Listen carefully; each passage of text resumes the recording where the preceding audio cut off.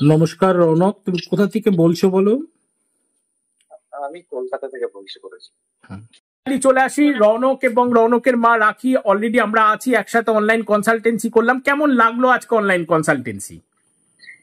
গুরুজি, আগেও বলেছি আবারও বলছি যে আজকে গত 1 বছর ধরে আপনার সঙ্গে আমাদের পরিচয়। আপনি যখন যেখানে যেটা বলেছেন, আজ যেমন বললেন যে দুটো ছাতা আছে এবং তার তলায় একটা, সত্যি আমার মনে ছিল না, একটা বাচ্চা এসেছিল, আমি তবলা দুটো নিচে ঠিক ওই দিকটাই ছাতার নিচে রেখেছি। একদম এখন আমার মনে পড়ছে। একদম।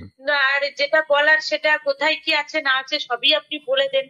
রৌনককে যেমন আজ বলে দিলেন টাওয়াল আছে ব্লু কালারের এবং পাপোশ আছে ওটা সরিয়ে দিতে।